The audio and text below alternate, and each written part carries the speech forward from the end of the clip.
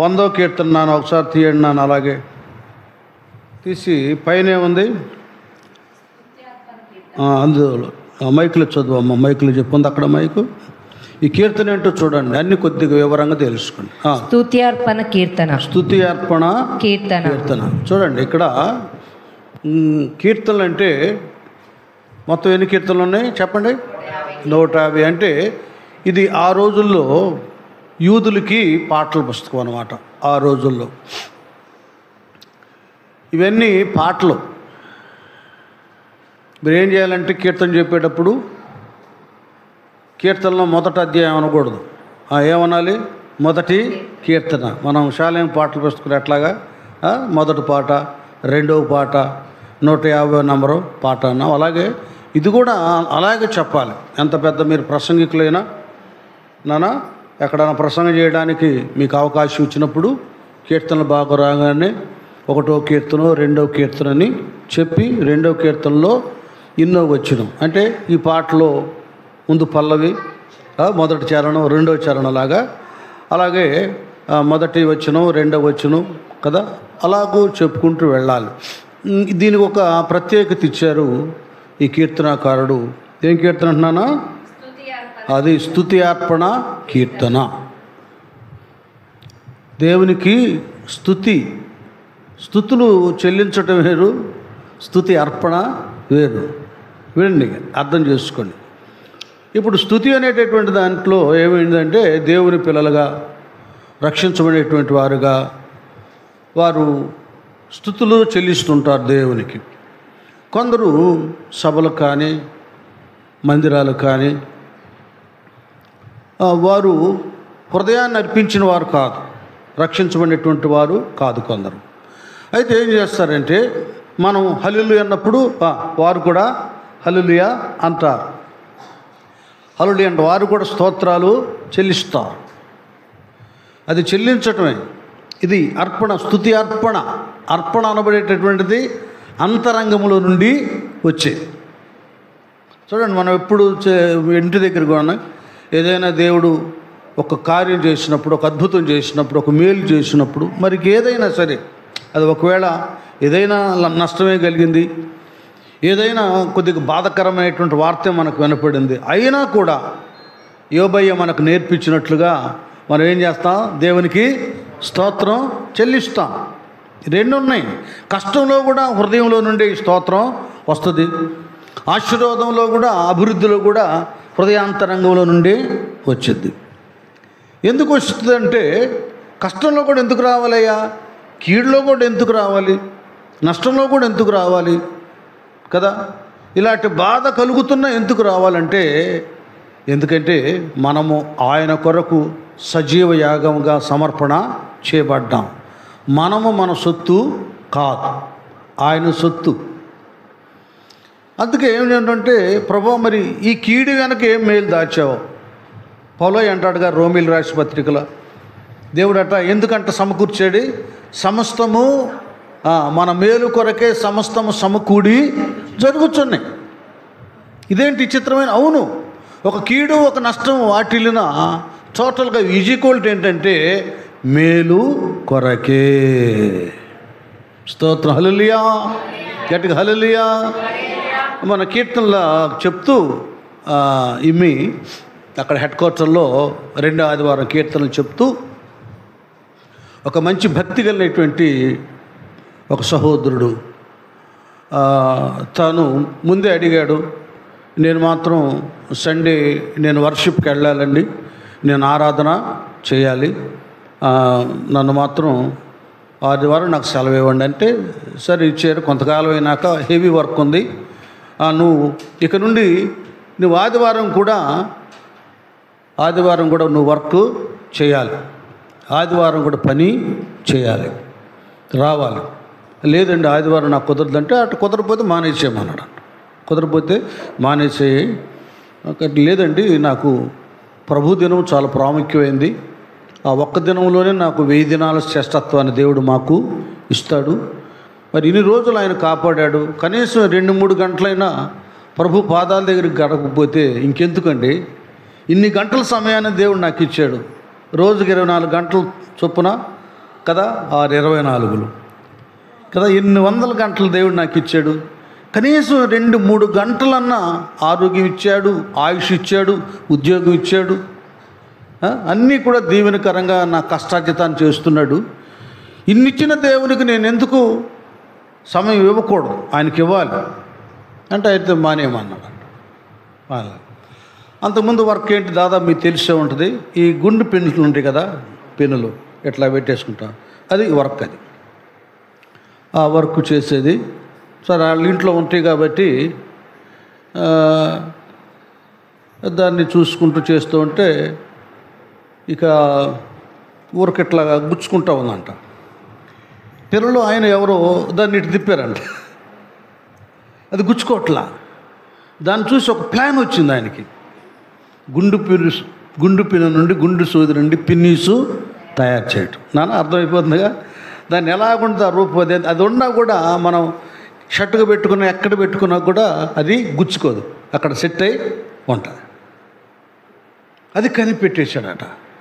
ఇంకొక వ్యాపారవేత్త, ఒక పరిశ్రమవేత్త ఉంటారు దీనికి సంబంధించింది, ఈ విషయం ఆయన చెప్పాడంట. బాయ్ ఇది భలే బాగుంది, భలే టెక్నిక్గా ఉంది ఇది అని దానికి కావలసినంత అంతా కూడా ఏర్పాటు చేసి దాని ద్వారా మొత్తం ప్రపంచం అంతా వ్యాప్తి చెంది ఇక విస్తారమైనటువంటి ఐశ్వర్యాన్ని దేవుడు ఆ భక్తునికి అనుగ్రహించాడు. గట్టిగా చప్పట్లు, దేవునికి స్తోత్రం. అది నాన్న భక్తి విషయంలో రావడం పోవడం అనేటటువంటిది స్థిర భక్తి కాదు. కొన్ని అమ్మ చదివినట్లుగా స్తుతి అర్పణ అంతరంగంలో నుండి దేవునికి మనం ఇవ్వాలి. మన ఆలోచన ఇవ్వాలి, మన సమయం ఇవ్వాలి, మన సమస్తం ఆయన కొరకు ఏర్పాటు చేసుకోవాలి. ఇది ఈ సూత్రం, ఈ లోతులు చాలామందికి ఇష్టం ఉండవు. ఆదివారం కదా వెళ్ళకపోతే బాగదలే, డేవిడ్ అని ఏమని అంటాడు, ఏమైంది రాలేదు పోయిన వారం అని. మేమంటాం కాదు, అసలు ఆయన ఒక ఆయన ఉన్నాడు. అసలు నీ అంతరంగం ఉంది ముందు. మనకొకటి ఉంది కదా, ఇక్కడ కోర్టు ఇక్కడే ఉంటుంది, మనకి ఎక్కడే ఉండదు, లోపలే ఉంటుంది. లోపల ఈ మనసు అంటుంది, ఏంటి ఇంకా అటు ఇటు తిరుగుతున్నావు, బుద్ధి లేదా, కానీ రెడీ అవ్వు, ఆదివారం వేళ ఆరాధనకి వెళ్ళు, పావుగంట ముందే వెళ్ళని ఒక మనసు అంటుంది.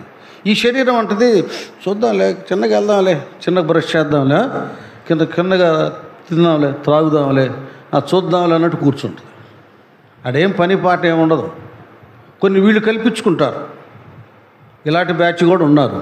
కొన్ని సొంత కల్పించుకొని ఎప్పుడో చివరిలో వెళ్తుంటారు ప్రార్థనలకి. మనం దేవుని దగ్గర ఇచ్చే సమయాన్ని బట్టి, త్యాగాన్ని బట్టి దేవుడు మనకి ఇస్తాడు. కానీ ఏదైనా నొత్తనాను అని హాజరైపించుకుంటారు, దొంగ హాజరైపించుకునే వాళ్ళు ఉన్నారు కాలేజీల్లో కదా. నువ్వు చెప్పురా, అటు చాటుకుండి నువ్వు ఎస్సారను, ఇలాంటి ఎన్నో ఉన్నాయి. అవి లోకంలో చెల్లుతీ కానీ దేవుని దగ్గర చెల్లవు. ఆయన నువ్వు ఎక్కడున్నా నీ అడుగు జాడలు, నీ సమస్తాన్ని ఆయన పరిశీలన చేస్తుంటాడు.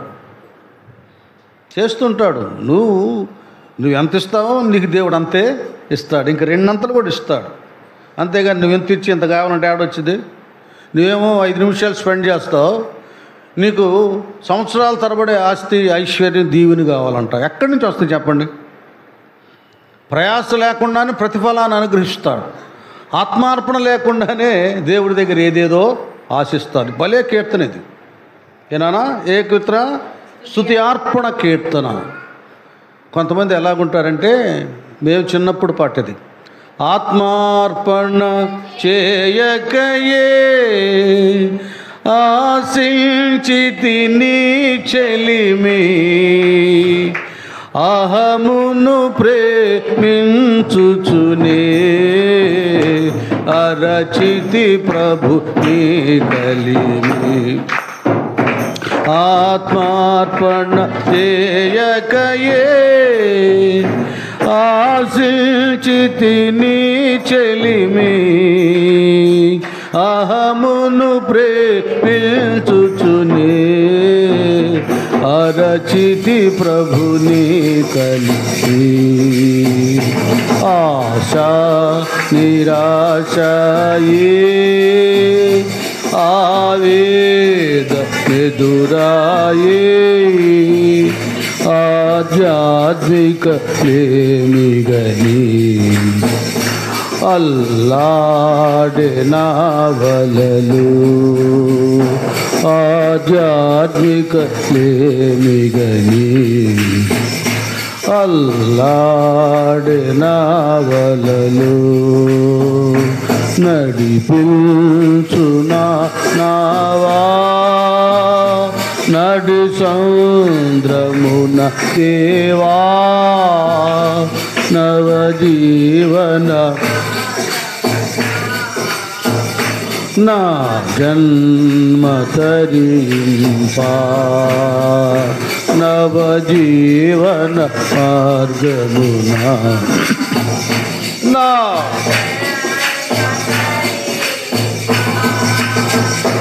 నడిపించు అవా. హల్లెలూయా. కాబట్టి ఇది చాలా శ్రేష్టమైనటువంటిది. భక్తులు నిజభక్తులు అవడానికిని భక్తులు పరిపూర్ణులు ఎదగడానికిని ఈ కీర్తన ఎంతో దోహదపడుతుంది. ఇది గమనించాలి.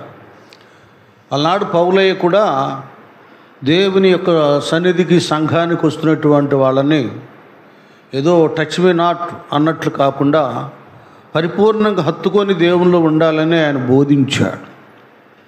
బోధించాడు. మీకు కూడా అపోస్తుల బోధలో ఎదిగి రక్షించబడినటువంటి దైవ సేవకులను దేవుడు మీకు ఇచ్చాడు.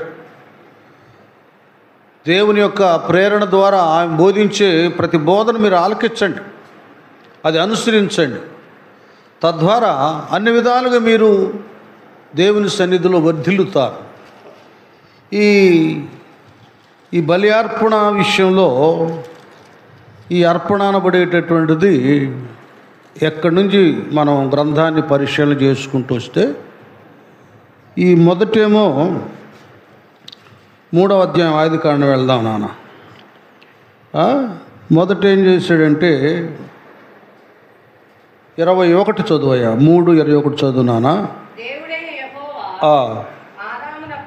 ఆదామునకును అతని భార్యకును చర్మపు చొక్కాయలను చేయించి వారికి తొడిగించెను. నాకెళ్ళి చూడండి. విషయం ఏంటంటే వీళ్ళిద్దరూ ఆజ్ఞను అతిక్రమించారు. ఆజ్ఞ అతిక్రమమే పాపం వలన వచ్చే జీతం మరణం. ఆత్మీయంగా చనిపోయారు.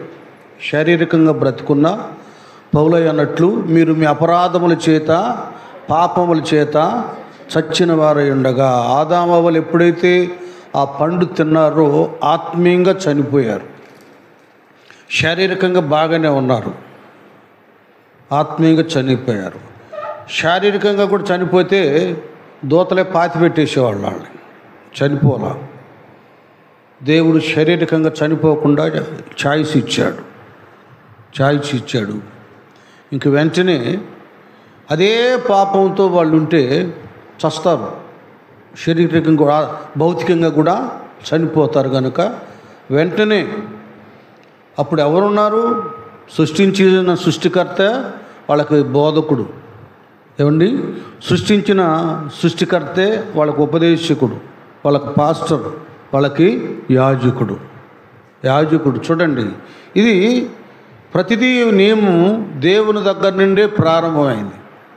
యేసయ్య ఎలాగూ బాప్తిస్మం పొందుతూ నువ్వెందుకయ్యా నువ్వే నాకు ఇవ్వాలైతే బాప్తిస్మం ఇచ్చేహో అంటే నీతి యావత్తు ఇలాగున జరగని అందరు ఇలాగ చేయాలని మాదిరి ఎట్లా చూయించాడో నన్ను అర్థం చేసుకోండి. ఎందుకంటే కొద్దిగా వాక్యం ఎరిగిన బిడ్డలు ఉన్నారు. డేవిడ్ మీకు అవసరం ఇది రేపు బోధలు. ఎలాగ మాదిరి చూయించాడో తండ్రి అయిన దేవుడు కూడా బలులు అర్పించడం కదా, పాప క్షమాపణ నిమిత్తం, పాప పరిహారార్థ బలిని అర్పించటం తండ్రి అయిన దేవుడే ఆరంభించాడు.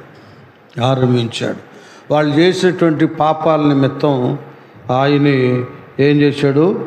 ఒక గొర్రె పిల్లను ఒక బలిని పశువును వధించేసేసి దేవుడని యెహోవా ఆదామునకును అతని భార్యకును చర్మపు చొక్కాలను చేయించి వారికి తొడిగించాడు. ఏ బలి పశువును అర్పించాడో రక్తమేమో ప్రోక్షణ కొరకు, పాప క్షమాపణ కొరకు అవి ప్రోక్షించబడింది. దాని శరీరమేమో వీళ్ళ యొక్క దేహాన్ని కప్పటానికి ఉపయోగపడింది. ఆయనే మొదటి యాజకుడయ్యాడు, ఆయనే మొదటి టైలర్ అయ్యాడు. వాళ్ళ చక్కటి చర్మపు చొక్కాలని తొడిగించాడు. చూడండి, ఇది దేవుని ప్రేమ. దేవుడు అన్ని క్షణాల్లో, అన్ని గడియల్లో మనం చేసే మంచి చెడు రెండింటిని చూస్తుంటాడు. మంచి అయితే మనసుకు తృప్తి, నెమ్మది కలిగిస్తాడు. చెడైతే మనస్సుకు ఆందోళన పుట్టిస్తాడు. అనా ఆత్మీయతలో ఈ కొద్దిగా డీప్గా అన్నీ మనం ఆలోచించాలి. కోర్టు ఇక్కడే ఉంది. ఒకసారి మనం దాన్ని శరీరంతో నెట్టేస్తాం. ఆ జడ్జిమెంట్కి మనం లోబడాలి. ఇది దైవ నియమం. అప్పుడే మనం ఎప్పుడప్పుడు మనస్సాక్షి కలిగి ఉన్నప్పుడు నిత్య పరిశుద్ధతలో మనం ఉంటాం. అది విడనాడినప్పుడు కొన్ని బంధకాల్లో బంధించబడతాం. వాటికి మనం బానిసలైపోతాం. కనుక ఇవన్నీ కూడా పిల్లలుగా మనం గ్రహించాలి. దేవుడే మొదటి యాజకుడయ్యాడు, బలిని అర్పించాడు. వాళ్ళ దిగంబరత్వాన్ని కప్పివేయటానికి కదా. పిల్లలు మనం ఎట్లాగో మన పిల్లలకి ఎప్పటికప్పుడు వాళ్ళకి గౌన్లు వేసుకుంటూ రాదు కదా, నిక్కరు వేసుకుంటూ రాదు. మనమే వాళ్ళకి ఎలాగ నేర్పిస్తున్నామో అదే నేర్పించాడు అయ్యా. అందుకే దేవుడు లోకముని ఎంతో ప్రేమించను. చాలా గొప్ప ప్రేమ కదా. అది మొదట. రెండవదిగా 4వ అధ్యాయం నాన్న అది తీసే నువ్వు ఐడియాతో కయ్యను హేబేలు బలిలే తీసుకొని వచ్చేసాయి. ఇక మీరు కొన్ని మీకే అప్పగిచ్చేస్తా.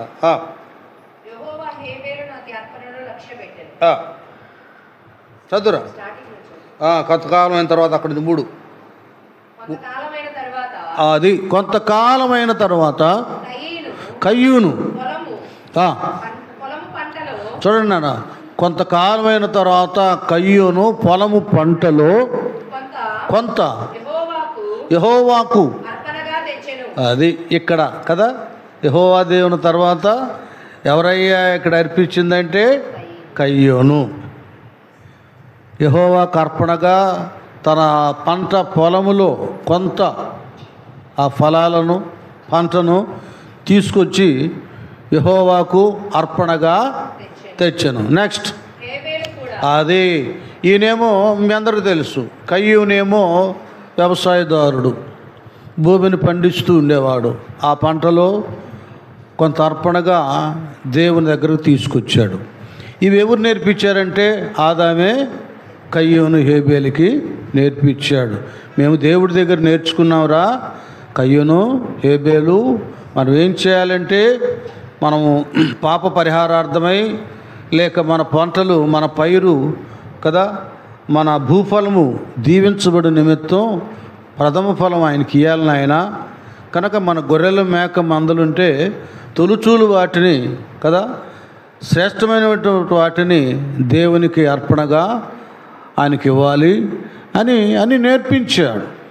ఇవన్నీ నేర్పించాడు. మొదటి నుండి చిన్నాళ్ళకి పెద్దోళ్ళు నేర్పించడం జరుగుతూ ఉంది. మనకి ఇక రాను ఇక మనకు సేవకురాళ్ళు అనబడే వాళ్ళని ఇచ్చి వాళ్ళని మనం ఏమి నేర్చుకోవాలో ఎలాగూ దైవ నియమంలో బ్రతకాలో వాళ్ళ ద్వారా దేవుడు మనకు వాళ్ళలో ఉండి పరిశుద్ధాత్మ దేవుడు బోధించి మనకి నేర్పిస్తున్నాడు. స్తోత్రం చెబుదాం. హల్లెలూయా. ఇక కయ్యూను చెప్పేసరికి అలాగే నానాని మొదటేమో ఆదాము చెప్పేసరికి మొదటేమో కయ్యూను తన పంటలో అర్పించాడు. తర్వాత నాన్న హేబేలు కూడా తన మందలో చూడండి, తన మంద ఉంది, ఆయన గొర్రెలు కాచుకుంటున్నాడు నాన్న. ఆ మందలో మొదట ఏది పుట్టిందో అది గుర్తుపెట్టుకున్నాడు. దానికి ఒక కొండ గుర్తు ఏమన్నా వేసాడో కదా, ఏదైనా రాసాడో వేసాడో లేకపోతే చొరకేసి ఏదో మొత్తానికి ఒక గుర్తు ఒకటి పెట్టాడు. మొదట పుట్టింది పలానా గొర్రెకి మొదట పుట్టింది అని తొలుచూలు పుట్టిన వాటిలో అది కొన్నిటిని గుర్తుపెట్టి క్రొవ్విన వాటిని కొన్ని తెచ్చాను. చూడండి, ఇక్కడేమో మీరు అర్థం చేసుకోవాలి. కయ్యూను గురించి ఏం రాయబడిందంటే తన పంటలో కొంత అంతేగాని ఉంది, పంటలో కొంత తెచ్చెను అని ఉంది. ఆ కొంతలో అవి ఎలాంటివి గమనించాలి. ఆ కొంతలో అవి ఎలాంటివి ఇక్కడ రాయబడలా. మనం చెడ్డవని చెప్పడానికి చెడ్డవని రాయబడలా, మంచి అని చెప్పడానికి మంచి అని రాయబడలా. కొంత తెచ్చాడు. మరి ఎలాంటి తెచ్చాడో కొంత మాత్రం తెచ్చాడు. హేబేలుకి మనకందరికి అర్థమయ్యేటట్లుగా తొలిచూలు వాటివి, తొలిచూలు పుట్టినవి, రెండోది క్రొవ్విన వాటిని చూశాడు. ఆ గొర్రె మందల్లో ఏ గొర్రెకు ఏది మొదట పుచ్చిందో వాటన్నిటికి గుర్తుపెట్టుకున్నాడు. కనీసం ఒక 10 ఉండి అనుకోండి. ఈ 10లో ఏవి క్రొవ్వినివో, బాగా ఫ్యాట్గా, దృఢంగా, ఆరోగ్యంగా, బలంగా ఏవి ఉన్నాయో వాటినే బలిపీఠం మీద దేవునికి బలిగా అర్పించాడు. స్తోత్రం చేద్దాం. హల్లెలూయా, గట్టిగా హల్లెలూయా. నాన్న అలా చేస్తాడు ఆయన. హేబేలు చేసిన వాటిలో ఒక గమనం ఉంది, ఒక ప్రత్యేకత ఉంది, ఒక అన్వేషణ ఉంది, ఒక గుర్తు ఉంది. హేబేలు చేసిన వాటిలో, కయ్యన్లో ఈ ప్రత్యేకత ఏమీ కనపట్ల. చూడండి, నేను మీకు చిన్న వాటి దగ్గర నుంచి మంచిగా నమ్మకంగా జాగ్రత్తగా ఉంటాం చెప్తున్నా. మీకు ఆల్రెడీ తెలుసు, అయినా చెప్తున్నాను. మనం మందిరానికి వచ్చేటప్పుడు చందా వేయాలి, ఎంతో తెచ్చుకున్నప్పుడు ఏం చేయాలంటే ఆ కానుకను మనకి హేబేలు నేర్పిస్తున్నాడు. బైబిలే మనం చెప్పుకుంటాం, నేను మీకేం కొత్తగా చెప్పడం. ఇక్కడ చాలా నోట్లు ఉన్నాయి. ఇది ఒక పాతికిలింది ఉంది, ఏమండి, కొద్దిగా మంచిగా ఉండదు ఉంది. ఆయన ఎట్లాగో చూశాడో మంచి వాటిని మనం కానుకేసేటప్పుడు కూడా చూడాలి. పిచ్చి పనులు చేయకండి మందిరాలకు వచ్చి కదా. దీవెనకరమైన స్థలాలకు వచ్చి దరిద్రులైనటువంటి వాళ్ళు చాలామంది ఉన్నారు. వాళ్ళు ఏం చేస్తారు, గుప్పిడి దానం తీసుకెళ్ళాలి. నువ్వు ఎప్పుడు తీయాలి ఆ గుప్పిడి దానం అంటే, నువ్వు రోజు ఆ చాట్లో బియ్యం వేసుకుంటావు.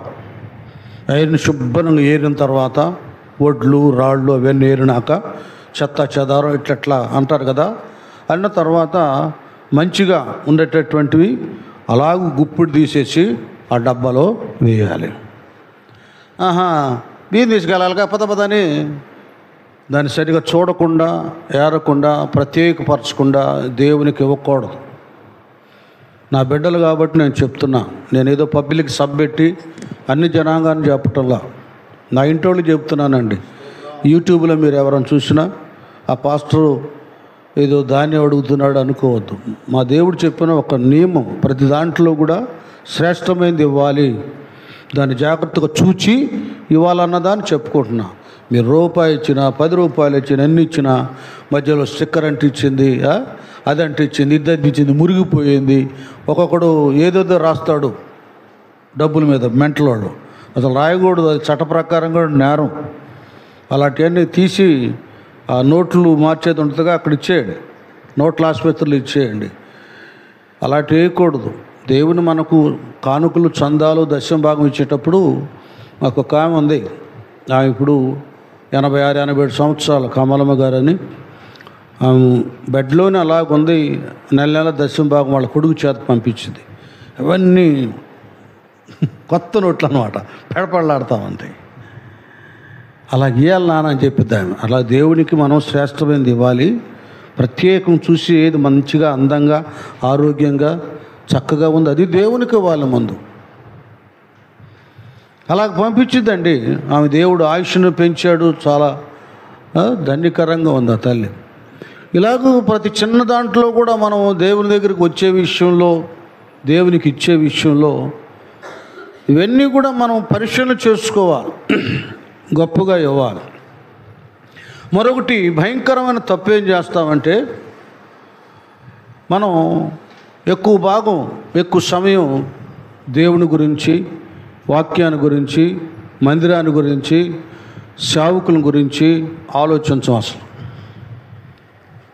కొంతమంది ఎక్కడ లేని ప్రేమ కనబడ్డప్పుడు ఎదురవుతామే, అబ్బా బాగున్నావా, భలే అతి చేస్తారు. తర్వాత ఒక ఫోన్ ఉండదు, ఒక ఊసు ఉండదు, ఇక ఏమీ ఉండవు. అట్లా ఉండకూడదు మనం. ఇది మన ఫ్యామిలీ, స్పిరిచువల్ ఫ్యామిలీ. ఇది దైవ కుటుంబం, సహవాసం అనబడేటటువంటిది దైవ కుటుంబం. అసలు మనం ఎవరికి ఎవరమో ఏదైనా ఒక చిన్న శ్రమ కలిగితే, కష్టం కలిగితే, వ్యాధి బాధ కలిగితే అందరం ఎందుకు ప్రార్థన చేస్తున్నాం? ప్రభు రక్తాన్ని బట్టి ఒక ఫ్యామిలీ అయి ఉన్నాం. ఆ వ్యక్తి సమస్య తీరేంత వరకు, ఆరోగ్యవంతుడిగా ఉండేంత వరకు, హాస్పిటల్ నుండి వచ్చేంత వరకు బాగుండాలయ్యా, బాగుండాలయ్యా, బాగుండాలని ప్రార్థన చేస్తూనే ఉంటాం. ఇది దేవుడు పెట్టిన భారం, ప్రేమ బంధం అండి. ఇది మానవ బంధం కాదు, దైవ బంధం, ఇది ఆత్మబంధం. ఇది కొద్దిగా ఈ బంధంలోకి మీరు రావాలి. చాలామంది ఈ బంధంలోకి రావడంలా ఇంకా లోక బంధంలో, శరీర బంధంలో, కుటుంబ బంధంలో, ఆ బంధంలో, ఈ బంధంలో ఉంటున్నారు, కానీ ఆత్మబంధం లేదు. ఇది కూడా మీరు గమనించాలి. భక్తి జీవితం అనేది ఏదో రావడం పోవడం కాదు. నువ్వు వచ్చి స్థిరపడి, నువ్వు ఫలించి అనేకులు దీవెనకు మూలమవ్వాలి. అదే విశ్వాస జీవితం అంటే. జీవితం అంటే ఒకటి పరిశీలన చేసుకోవాలి. చక్కగా హేబేల్ గారు చూశాడు, అన్నీ ఒక్కొక్కటి పరిశీలన చేసి, చూడండి ఎంత ఓర్పో సహనం ఆయనకి. చూశాడు గొర్రెలన్నీ, ఇది సూడిది చూడ, తొలుచు ముందుది పుట్టింది టక్మని గుర్తేశాడు, అన్నిటికీ వేసేసాడు.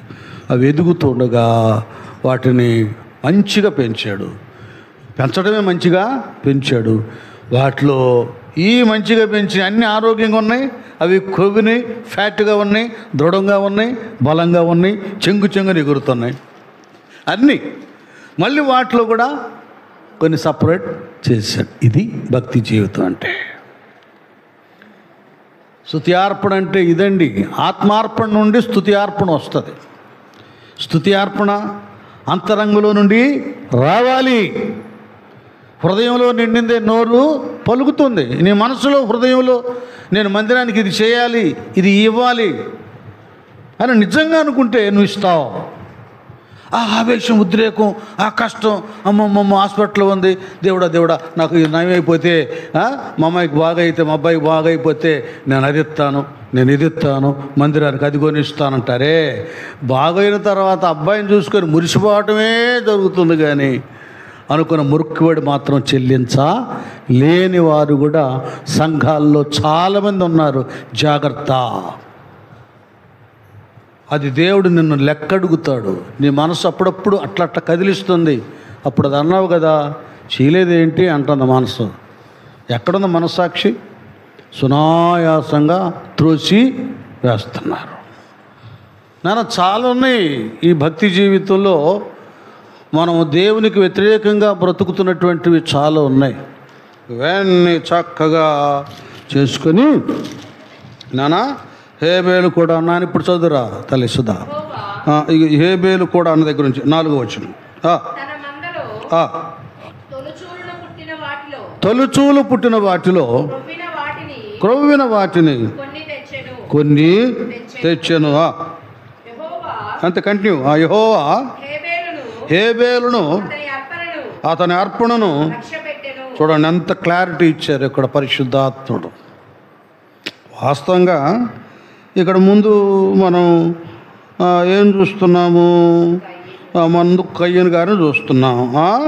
వీళ్ళిద్దరేమో వాళ్ళు చేసే పనులు ఏదో చెప్తున్నాడు. కయ్యూను భూమిని చేతపరిచేవాడు. కొంతకాలమైన తర్వాత కయ్యూను పొలము పంటలో కొంత యెహోవాకు అర్పణ తెచ్చెను. కొంత, ఇంకంతే. అది ఎంతో, దాని పరిస్థితి ఏంటో అక్కడ లేదు కదా. తెచ్చానని ఉందండి. అయితే హేబేలు గారి గురించి ప్రత్యేకత మనకు కనబడుతుంది. ఇప్పుడు వరకు చెప్పుకున్నాం. యెహోవా హేబేలును, అంత చక్కగా ఉంది చూడు. హేబేలును అతని అర్పణను లక్ష్య పెట్టెను.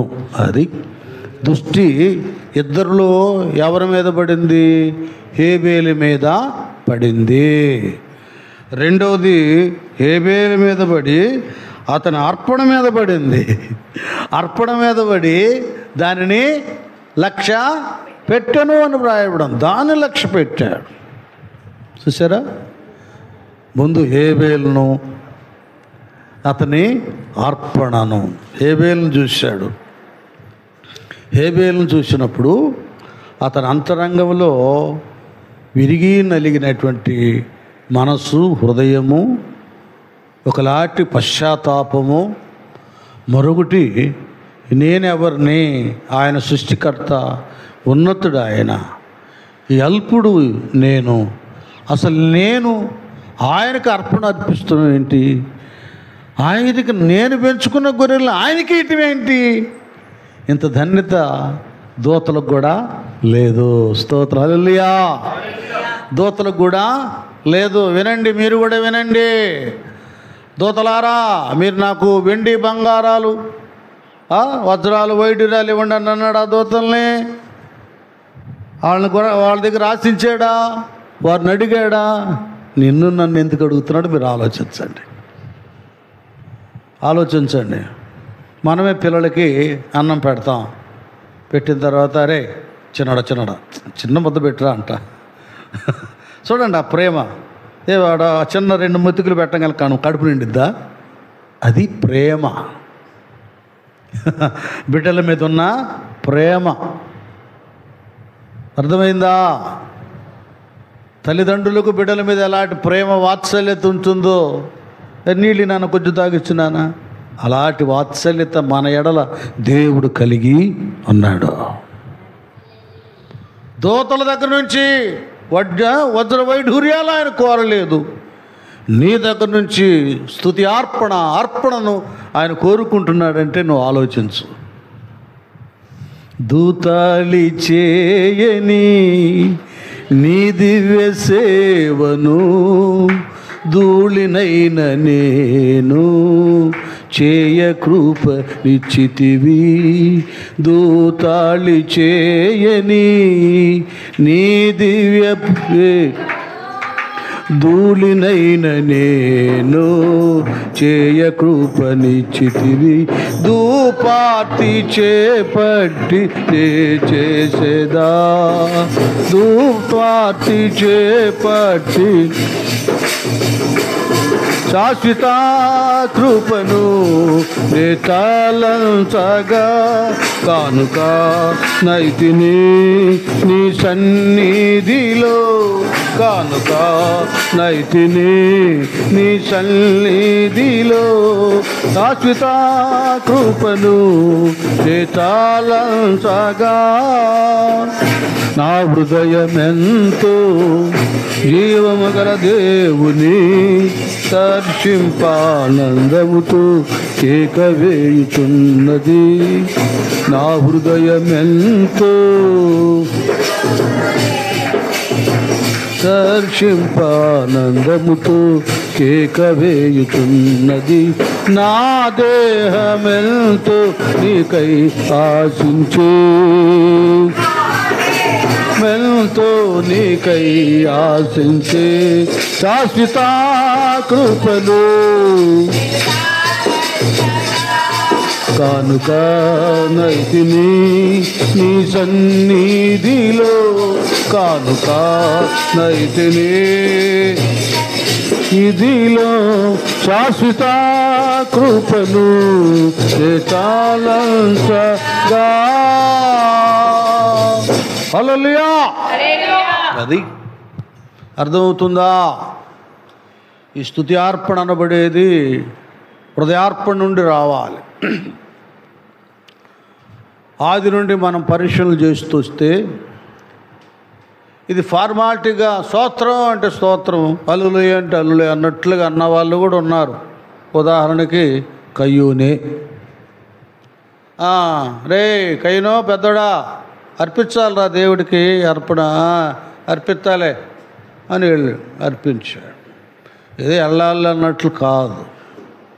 దేవుని సన్నిధికి మనం వెళుతున్నాం. వచ్చేటప్పుడే ప్రార్థనాపూర్వకంగా మన ప్రవర్తన విషయంలో అక్కడే పశ్చాత్తాపతులమై పవిత్రమైన ఆలయంలో అడుగు పెట్టాలి. నాన్న అది మొదటే చదువు 100 కీర్తనలో మొదట వచ్చిన చదువు అట్లా ఎలా ఉంటుందా నానా? అక్కడ మొదట వచ్చి నుంచి అట్లా చదువుకుంటారా? 100 ఉత్సాహధ్వని చేయుడి, సంతోషంతో యెహోవాను సేవించుడి. చూసారా? ఉత్సాహధ్వని, సంతోషం. అయా ఇవి భౌతికపరమైనవి కాదు, ఆత్మ సంబంధమైనటువంటి సంతోషం, ఉత్సాహ ధ్వని. ఇప్పుడు హల్లెలూయా అంటున్నామే, చెప్పానుగా, పెదవులతో అనేవాళ్ళు ఉన్నారు, హృదయాంతరంగం నుండి కదా ఆయన స్తుతించే వాళ్ళు ఉన్నారు. ఇది మన మాట కాదుగా, దేవుడే అన్నాడు, ఈ ప్రజలు నన్ను తమ పెదవులతో ఘనపరుస్తున్నారు కానీ వారి హృదయం నాకు దూరంగా ఉంది. కేవలం మనుషులు కల్పించిన పద్ధతులే. ఆదివారంగా అల్లే అంటే అల్లే అనాలి, ఇది నేర్చుకున్నాం మనం. ఇది మన అంతరంగంలో ఉండి వచ్చేటట్లుగా మన హృదయాంతరంగాన్ని పవిత్రపరుచుకొని దేవునికి అనుకూలంగా అనేకులు మలుచుకోలేకపోతున్నారు. అప్పుడు మన ఆరాధన ఏమండి, మన సమయం అన్నీ మనం వ్యర్థం చేసుకుంటున్నాం. ఆయన దగ్గరికి వచ్చేటప్పుడు ఆడ ప్రార్థన చేసుకొని సరి చేసుకొని వచ్చి ఆయనకు స్తోత్రాలు ఉత్సాహధ్వనితో కదా ఆనందంతో ఆయన ఆలయంలో ప్రవేశించాలి. అలాంటి వారికి హృదయాంతరంగం నుండి శరీరం కదిలించబడి కొందరు గంతులేస్తారు, కొందరు భాషలు మాట్లాడతారు కదా, కొందరు ఇంకా ప్రవచిస్తారు, ఆత్మలో ఆనందిస్తారు. ఇది ఈ ఆనంద వైభవము, ఈ పరిస్థితులు రావాలి వ్యక్తుల్లో. అప్పుడు వారి స్తుతి అర్పణ కానీ, వారి బలులు కానీ, వారి మొక్కుబళ్ళు కానీ, కానుకలు కానీ దేవునికి అంగీకారంగా ఉంటాయి. స్తోత్రం, హల్లెలూయా. అది అర్పించాడండి కయ్యూను కూడా అర్పించాడు. అర్పణ యెహోవాకు అర్పణ తెచ్చి కొంత పంటలో అర్పించాడు. ఇక్కడ మనం చూస్తే కయ్యూనును అతని అర్పణను ఆయన లక్ష్య పెట్టలేదో. అర్థమవుతుందా? స్తుతి అర్పణను అర్పించడానికి వచ్చాం, చేతులెత్తి ఆరాధన చేస్తున్నా, పరమ తండ్రి నీకు స్తోత్రం అంటున్నా, యేసు ప్రభువా నీకు స్తోత్రము హల్లెలూయా అంటున్నా, పరిశుద్ధాత్ముడా నీకు స్తుతి యాగం అంటున్నాం. అది అంగీకారంగా ఉందా లేదా? పెదవులతో స్తుతించే రీతిగా ఉందా? ఇది మనం పరిశీలన చేసుకోవాలి. చాలామందికి తెలియట్లేదు, చాలా విలువైంది. ఏదైనా నోరు అనగా స్తోత్రాలు చేతులు అనగా ఎవరికి ఎత్తడం కాదు. అది లెక్కలన్నీ వేరే ఉంటాయి, దేవునికి ఇష్టకరమైనవిగా ఉంటాయి. మన హృదయం దైవాత్మలో ఏకమైపోతుంది అన్నమాట, ఆయన వశమైపోతాం. కొంతమంది ఆరాధన చేస్తూనే దావీదు వలె నాట్యం ఆడతారు. ఇది అందరికి అర్థం కాదులేండి, వాళ్ళు ఏంటో అల్లరి చిల్లరగా గంతేస్తున్నారు అంటారు. లేదండి, ఆ లెక్కలన్నీ వేరు. అది రుచి చూచిన వాళ్ళకి మాత్రమే తెలుస్తుంది, అది అనుభవించిన వారికే అర్థమవుతుంది, కానీ అది అందరికి అర్థమయ్యేది కాదు. అలా చేశాడు. ఇక్కడ చక్కగా ఉంది, దేవుడు ఏం లేదు, పరిశుద్ధాత్మ దేవుడు రాయించాడు, కయ్యూను అతని అర్పణను ఆయన లక్ష్య పెట్టలేదు. ఎందుకు లక్ష్య పెట్టలేదంటే దేవుని సన్నిధికి వచ్చే విషయంలో లక్ష్యం లేకుండా నిర్లక్ష్యంగా వచ్చేసాడు. ఏమండి, తేలిక స్వభావంతో చిన్న చూపుతో వచ్చాడు దేవుని ఆలయానికి, దేవుని బలిపీఠం దగ్గరికి. రావాల్సిన రీతిగా రాలేదు, ఎలాగ అర్పించాలి అలాగ అర్పించలేదు. దీనికి బైబిల్ పండితులు ఇంకొక నియమం చెప్తారు. మీలో ప్రసంగికులు ఉన్నారు కాబట్టి ఇది నేను చెప్తున్నా, మామూలుగా అయితే నేను చెప్పను. అదేమిటంటే, రక్తము చిందించనిదే పాప క్షమాపణ కలుగదు.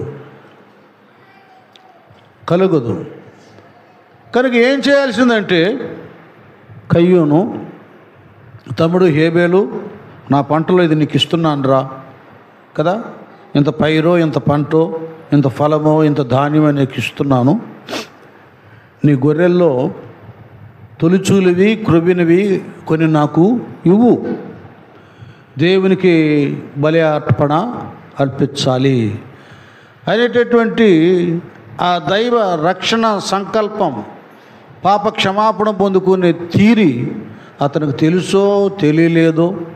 నేను అనుకుంటున్నాను, ఆదాము యెహోవా దేవుని దగ్గర నేర్చుకున్నాడు కనుక ఆ నియమాన్ని తన బిడ్డలకు చెప్పుంటాడు అనుకుంటున్నాను నేను మాత్రం. అయితే ఆ నియమాన్ని కయ్యూను పాటించలేదు. ఏదో పొలంలో తీసుకొచ్చేసి నేను పెద్ద రైతుని, మోతుబారు రైతుని, మంచి పంట అంత బాగుంది తీసుకో అన్నట్లు మనుషులకు పడేసినట్లుగా అర్పణ అక్కడ పడేసి ఉంటాడు అనుకుంటున్నాను నేను. నువ్వు కానీ నేను కానీ మన అంతరంగంలో విరిగి నలిగిన మనసుతో నేను నీకు ఇవ్వడానికి నేను చెప్పానుగా, ఏ పాటి వాడనయ్యా, అయినను నా అర్పణ అంగీకరించయ్యా, నా కానుక అంగీకరించయ్యా, నా మొక్కుబడి అంగీకరించయ్యా, నీ సేవ కొరకు ఇది ఉపయోగపడాలి ప్రభు అనే మంచి మనస్సుతో మనం ఇచ్చినప్పుడు నిజంగానే నువ్వు కొద్దికిచ్చిన దాని ద్వారా దేవుని సేవ జరుగుతుంది.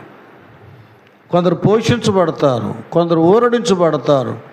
అవి సభలకో, ఆలయానికో, దైవ సంబంధమైనటువంటి కార్యాలకు, పేద సాధలకు, ఒక మంచికే ఆ కానుక, ఆ మొక్కుబడి ఉపయోగపడుతుంది.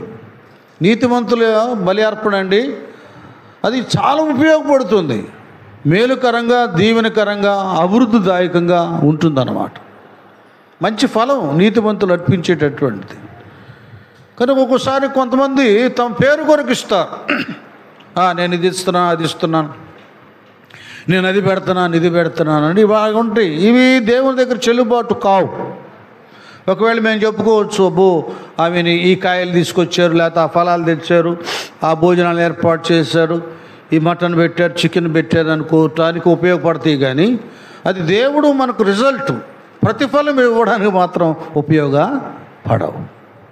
ఇలాగుంటే కొన్ని విషయాల్లో దేవుడు చక్కగా హేబేలును అతని అర్పణను లక్ష్య పెట్టాడు, కానీ కయ్యూనుని అతని అర్పణను ఆయన లక్ష్య పెట్టలేదు. ఇక్కడ చూడేమైందో, ఎక్కడి నుంచి శత్రుత్వం అనేటువంటిది ఆరంభమైంది. కాబట్టి కయ్యూనును మిక్కిలి కోపము వచ్చి అతడు తన ముఖమును చిన్న పుచ్చుకొనగా. చూసారా ఎలాగుందో? ఇవ్వకపోగా, దేవునికి అంగీకారం ఉండకపోగా ముఖాన్ని చిన్నబుచ్చుకొని ఏం చేశాడు? మిక్కిలి కోపము వచ్చి అతడు తన ముఖాన్ని చిన్నబుచ్చుకున్నాడు. కోపం ఎందుకు రావాలి? కోపం రాకూడదు. మందిరాల్లో కోపాలు వస్తే అత్త బలిపెట్టిన దగ్గర పశ్చాత్తాపం కలగాలి. కానీ పాస్టమ్ గారు అది చెప్పారు, ఆయన వచ్చిన ఇది చెప్పాడు అని ఆ విషయాల్లో మనం రివర్స్ కాకూడదు. అది ఎందుకు దేవుడు నాతో మాట్లాడాడు, నాలో ఈ బలహీనత ఏముందో అని పశ్చాత్తాపడి దాన్ని సరి చూసుకోవాలి. అక్కడే అంటాడు యెహోవా క్లియర్గా. ఏమంటాడు అక్కడే 6వ వచనంలో, కయ్యూనుతో. అది దేవుని స్తుతించే వాళ్ళకి ఇక్కడ కోపాలు ఉండకూడదు. నీకు కోపము ఎలా? ముఖము చిన్నపుచ్చుకొని ఉన్నావేమి? నీవు సత్క్రియ చేసిన ఎడల తల ఎత్తుకొనవా? సత్క్రియ చేయని ఎడల వాకిట పాపము పొంచియుండును. నీ ఎడల దానికి వాంఛ కలుగును. అది చూసారా? జాగ్రత్త నాయన, పాపం పొంచి ఉంది, ఇక నువ్వు వేలేస్తావు అంటే నీకు ఎలాగేస్తే ఏం చేయాలంటే అలా దుష్ట కార్యాలు చేస్తావు. చూడండి ఎలాగుందో. ఇతడు దేవుని బలిపీఠం దగ్గరికి వచ్చి కూడా శాపగ్రస్తుడయ్యాడు. స్తుతించడం, బలియాగం చెల్లించడం కదా, స్తుతి అర్పణ చెల్లించడం అనేది చాలా విలువైనవి. ఎంత విలువైనవి అంటే, పరలోకంలో పరిశుద్ధ దూతగణాలు యెహోవా పరిశుద్ధుడు పరిశుద్ధుడు అని అంత కదా గాన ప్రతిగానాలు చేస్తారు. వారితో సమానం ఈ స్తుతి అర్పణ చెల్లించడం అనేది. కొంతమంది ఆరాధన అంతరంగం ఆత్మీయతను ఎరగక కొందరు ఈ వాయిద్యాలను, ఈ ఆరాధనను అందరం భక్తులెల్లరూ కలిసి ఏకస్వరముతో ఆకాశం వైపు, దేవుని సింహాసనం వైపు చేతులెత్తి ఆరాధన చేస్తుంటే ఈ క్రైస్తవులేనే చాలామందికి ఎగతాళిగా ఉంటుంది. దేవుడు చేయమన్నాడా? అదేదో పాత నిబంధనలను కొంతమంది, అది ఎగతాళని కొంతమంది ఇలాగ రకరకాలుగా అంటూ ఉంటారు. లేదండి, ఒక చిన్న పరలోకాన్ని మనం ఇక్కడ సృష్టిస్తాం. దేవుని మందిరం అంటేనే పరలోకపు గవిని. అందరూ ఏకమై బ్రదర్స్ సిస్టర్స్, చిన్నపిల్లల మొదలుకొని వృద్ధుల వరకు ఒక స్వరముతో హల్లెలూయా కదా, హల్లెలూయా అని అలనాడు దూతలు అక్కడ పరమందు చేస్తున్నట్లుగా ఇక్కడ మనం చేస్తాం. దీన్ని పరలోకంగా మార్చేస్తాం. యేసయ్య పుట్టినప్పుడు ఎలాగో ఆ పశువుల శాల, ఆ పశువుల పాక ఏమైపోయింది? పరలోకం అయిపోయింది. ఎందుకయిందంటే దేవుని దూతలందరూ అక్కడ దిగి వచ్చారు. సర్వోన్నతమైన స్థలములలో దేవునికి మహిమయు, ఆయనకి ఇష్టలైన వారికి భూమి మీద సమాధానం కలుగునుగా. కానీ అక్కడ దూతలు ఆ పాక దగ్గర దేవుని మహిమ పరిచారు. మనం మహిమపరచకూడదా? మనం అరులే చెల్లించకూడదా? ఏకస్వరముతో ఆయన ఘనపరచకూడదా? ఇవన్నీ మనం ఈ లోకంలో దేవుని మందిరంలో మనం చేయాలి. ఇందులో మనకు ఇంకొక కృతజ్ఞత, ఆనందం ఉంది. అదేంటంటే ఇప్పుడు 40వ కీర్తనకి వెళ్దాం నాన్న. అదేంటి? ఎందుకు ఈ ప్రత్యేకంగా ఏదో పాడుతున్నాం, చేస్తున్నాం? 40వ కీర్తన తీనానా, 2-3 వచనాలు చదువు. నాశనకరమైన గుంటలో నుండి, జిగటగల దొంగ ఊబిలో నుండి ఆయన నన్ను పైకెత్తెను. నా పాదములు బండ మీద నిలిపి నా అడుగులు స్థిరపరచెను. తనకు స్తోత్ర రూపముకు కొత్త గీతమును మన దేవుడు నా నోట నుంచెను. అనేకులు దాన్ని చూచి భయభక్తులు కలిగి యెహోవా యందు నమ్మిక ఉంచెదరు. గట్టిగా చప్పట్లు కొడదాం.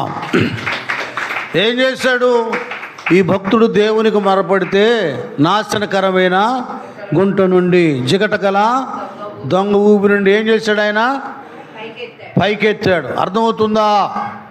ఒకప్పుడు మనం కూడా యేసయ్య అంటే, భక్తి అంటే, పరిశుద్ధత అంటే, పరలోకం అంటే తెలియక ఈ నాశనకరమైన గుంటలో ఉన్నాం, జిగటగల దొంగ ఊబిలో ఉన్నాం. ఇది ఎంత మాత్రం మనము దీని నుండి మనం లెగలేకపోతున్నాం. ఈ ఊబి నుండి, ఈ లోకాశ నుండి, ఈ వాంఛ నుండి మనం పైకి లేవలేకపోతున్నాం.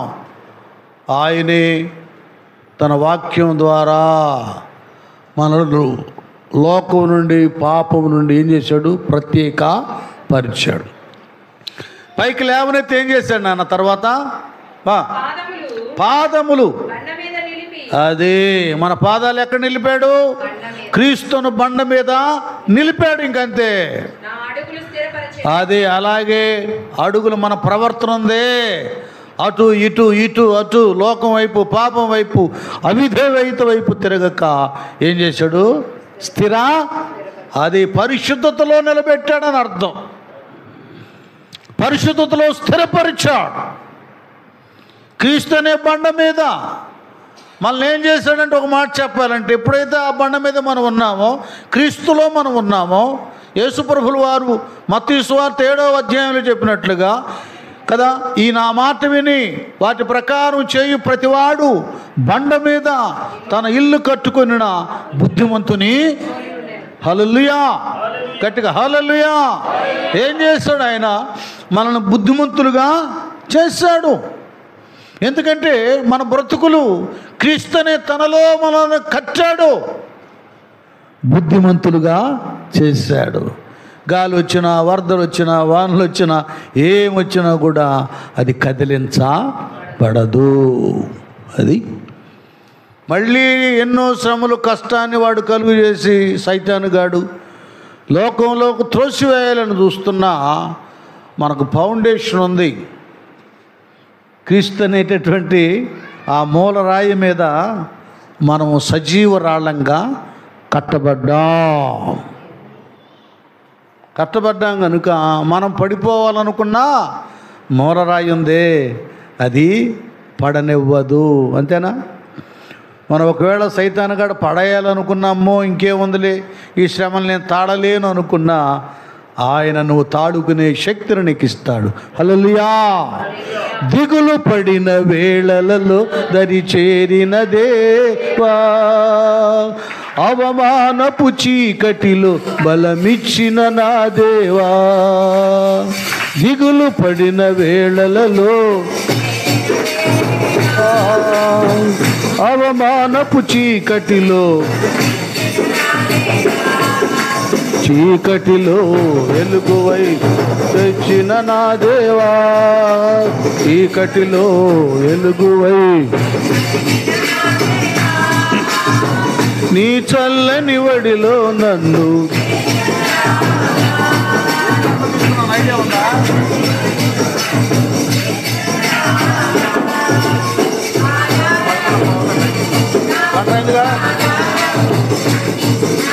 తోడు నీడై ఉన్నా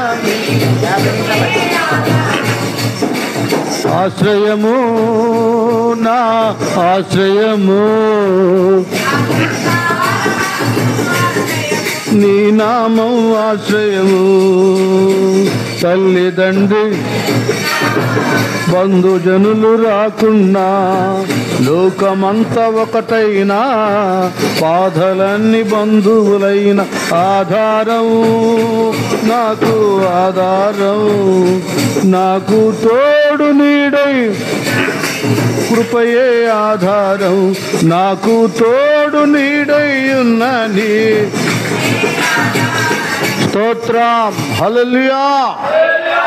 ఇది మనం అర్పించేటటువంటి ఈ యొక్క కృతజ్ఞత అర్పణ అనబడేటటువంటిది. ఒకటి, మనం పొందుకున్న రక్షణను బట్టి, ఏమండి, దేవుడు మనకు కలుగు చేసిన పరిశుద్ధతను బట్టి, మనలను ఆయన కుమారులుగా కుమార్తెలుగా తీర్చబడిన విధానాన్ని బట్టి ఇంతకంటే భాగ్యం ఏముంది? మనం యేసయ్య అంటాడు యోహాను సువార్తలో, ఇశ్రాయేలులు వచ్చి ఆయన అన్నాడు, పాపం చేసే ప్రతివాడు పాపానికి దాసులై ఉన్నారన్నప్పుడు వాళ్ళు రోషంగా వచ్చి మేము సైతాను దాసులము, పాపానికి దాసులము కాము, మేము అబ్రహాము సంతానం, ఆయన కుమారులము కుమార్తెలు అన్నప్పుడు ఆయన వాళ్ళకి క్లాస్ ఇస్తాడు. నిజంగా మీరు అబ్రహాము సంతానం అయితే అబ్రహాముకున్న క్రియలు మీకుంటాయి. అబ్రహాము దేవుని నమ్మాడు, అబ్రహాము దేవుని ఆజ్ఞకు లోబడ్డాడు. తుదకు కుమారుని బలి అర్పణగా ఇవ్వమన్నా కూడా వెనకంజా వేయిలా. ఇందును బట్టి అతడు దేవునికి భయపడువాడును దేవునికి స్నేహితుడుగా తీర్చబడ్డాడు. మీరు మీ తండ్రి యొక్క అపవాది బిడ్డలు, వాని క్రియలు మీరు చేస్తున్నారు. చూసారా, చేస్తున్నారని వాళ్ళకి క్లాస్ ఇచ్చేసాడు. సరే అవ్వండి. అలాగే ఈ దినాన మనం స్తుతులు చెల్లిస్తూ ఆరాధన చేస్తున్నామంటే మన ఆనందం ఏదో ఈ వారం అంతా దేవుడు మనకు తినటానికి తాగటానికి ఇచ్చాడు, ఏదో కలిసి వచ్చిందని కాదు. దీనికంటే అసలైంది ఒకటి ఉంది, నిత్య జీవాన్ని అనుగ్రహించేది రక్షణ. దేవుని కుమారులు కుమార్తెలు నీతి మంతులు అవడానికి ఆ భాగ్యాన్ని ఇచ్చిన దాన్ని బట్టి ఆయనకు కృతజ్ఞత అర్పణ చెల్లిస్తున్నాం మన ఆరాధనలో. హల్లెలూయా. చూడండి పౌలు ఎంత తేటగా అంటాడో ఆ విషయం. మనం ఒకసారి తిమోతికి రాసిన మొదటి పత్రిక 1వ అధ్యాయము 12-13 వచనాలు. తిమోతికి రాసిన మొదటి పత్రిక 1వ అధ్యాయము 12-13 వచనాలు. పూర్వము చూడండి, ఈయన స్థితిని చెప్పుకుంటున్నాడు అనమాట. సౌలుగా ఉన్నప్పుడు ఆయన స్థితి ఏంటో, పూర్వము నేను దూషకుడును హింసకుడును హానికరుడునైనా నన్ను తన పరిచర్యకు నియమించి నమ్మకమైన వానిగా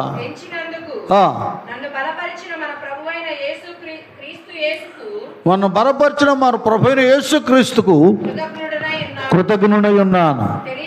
చూడండి, తెలియక అవిశ్వాసం వలన చేసి తిని గనుక కనికరింపబడి తిని, మరియు కృపయు క్రీస్తు యేసునందున్న విశ్వాసమును ప్రేమయు అత్యధికముగా విస్తరించెను. పాపులను రక్షించుటకు. యేసు అది ఇప్పుడు క్లియర్గా చెప్తున్నాడు అన్నమాట. అరే బాబు ఒత్తికం లేదు, దూత కూడా ఆయనకి యేసు అని పేరు పెట్టలేదు. అసలు వాస్తవం అనుభవపూర్వకం చెబుతున్నాను. పాపులను రక్షించుటకు క్రీస్తు యేసు లోకమునకు వచ్చినను. ఇది కావాలి. లోకమునకు వచ్చినను వాక్యము నమ్మదగినది, పూర్ణాంగీకారమునకు యోగ్యమైనది అయినది. దీనికి ఏంటంట? అట్టి వారిలో నేను ప్రధానుడని. ఇప్పుడు గట్టిగా చప్పడకూడదు ఇప్పుడు చెప్తున్నాడు. ఇది అసలైన కృతజ్ఞత. ఇంత గొప్ప రక్షణ ఇచ్చాడు. చూసారు ఎలాగుందో? ఆయన స్వయాన్ని చెప్తున్నాడు. ఇది మనం దేవుని ఆలయంలో కాలు పెట్టగానే, ఒకప్పుడు నా బ్రతుకు సినిమా హాల్, ఇప్పుడు ప్రేయర్ హాల్. ఒకప్పుడు నరకపు గవిని, ఇప్పుడు చెప్పాలి మీరే, ఇప్పుడు పరలోకపు గవిని. ఇది మన ఆనందం. ఇక్కడి నుంచి అక్కడికి వెళ్ళటానికి దేవుడు ఈ బస్సులో ఉంచాడు నన్ను. మందిరంలో విశ్వాసుల ప్రయాణం పరలోకానికి. అదే లోకంలో రక్షణ మార్పు లేకుండా ఆ హాల్లో ఈ హాల్లో పిచ్చి హాల్లో ప్రయాణం నరకానికి. ఒకడు నడుచు మార్గము సరైనదిగా కనబడవచ్చు కానీ తుదకది నాశనానికి. ఇది స్వర్గానికి, నెమ్మదికి. కనుక ఎఫెసీలో కూడా నాన్న భలే మాట అంటాడు 2వ అధ్యాయంలో. ఎఫెసీ 2 తీయండి, 5వ వచనం, 5 నుండి 8 వరకు. అయినను దేవుడు కరుణా సంపన్నుడయుండి మనము చూసారా, మళ్ళీ ఈయన ఇక్కడ జ్ఞాపకం చేస్తున్నాడు ఎఫెసీలో సంఘానికి. అయ్యా, ఒకప్పుడు మనము అపరాధముల చేత చచ్చిన వారమై ఉండినప్పుడు మన ఎడల చూపిన తన మహాప్రేమ చేత మనలను క్రీస్తుతో కూడా బ్రతికించెను. కృపచేత. అది అర్థమవుతుందా?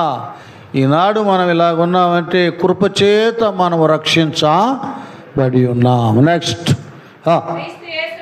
క్రీస్తు యేసునందు ఆయన మనకు చేసిన ఉపకారము ద్వారా అత్యధికమైన తన కృపా మహదైశ్వర్యమును కనపరచు నిమిత్తము క్రీస్తు యేసునందు మనలను ఆయనతో కూడా లేపి పరలోకమందు ఆయనతో కూడా కూర్చుండబెట్టెను. మీరు అది విశ్వాసము ద్వారా కృపచేతనే రక్షించబడి ఉన్నారు. ఇదేంటంట? ఇది మన వలన కలిగినది కాదు. అది ఇప్పుడు గట్టిగా చెప్పబడతాం. దేవునికి స్తోత్రం. అది ఒకటేమో పౌలు గారు తిమోతికు రాసిన పత్రికలో తన రక్షణ సాక్ష్యాన్ని తెలియజేస్తున్నాడు. రెండవదేమో సంఘస్థులు అతిశయించకుండా మనస్సాక్షి కలిగి కృతజ్ఞత స్తుతులు కలిగినటువంటి వారుగా, ఏమండి, కృతజ్ఞత భావం కలిగినటువంటి వారుగా ఉండటానికి, అరే బాబు, ఇది మీ శక్తి భక్తి కాదరా, ఇది కేవలం దేవుని కృపా. అది అర్థమవుతుందా? కనుక ఇది ఈ భక్తుడు 100వ కీర్తన 4వ వచనంలో ఏమిటి కృతజ్ఞత అర్పణ అంటే, భక్తులు అర్పించే అర్పణ తమ దేవునికి హృదయాలు అర్పించి రక్షించబడి ఆయనకు కృతజ్ఞతాస్తుతులు చెల్లిస్తున్నారు. వాళ్ళు సాక్ష్యం ఇస్తున్నారు. ప్రజలందరి ఎదుటనే ఈ దినాన నేను ఉండటానికి కారణం యేసు ప్రభుల వారు, ఆయనకు స్తోత్రాలు. రెండవదిగా, ఇంత గొప్ప రక్షణ దేవుడు మాకు అనుగ్రహించాడు. ఈ రక్షణ లక్షల కోట్లు పెడితే ఇది వచ్చేది కాదు. ఏమండి, ఈ లోకంలో ఆ సీట్లు ఈ సీట్లు, అది ఆ స్థానం ఈ స్థానం సంపాదించుకుంటానికి కోట్లు ఇస్తే అవన్నీ వస్తాయి. పరలోకం కోట్లు ఇస్తే వచ్చేది కాదు. ఇది దేవుని ఉచితమైన కృపా. కనుక నేను ఎలాగూ రక్షించబడ్డానో రెండో కృతజ్ఞత చెప్తున్నాను. ఇది సంఘపరమైన కృతజ్ఞత. నేను ఎలాగూ రక్షించబడ్డానో ఇంకనేకులు ఇలాంటి రక్షణ పొందుకోవాలని మనం చేయవలసినవి కొన్ని ఉన్నాయి. దాన్నే మొక్కుబడులు, దశభాగాలు, ప్రథమ ఫలములు, కృతజ్ఞత అర్పణలు.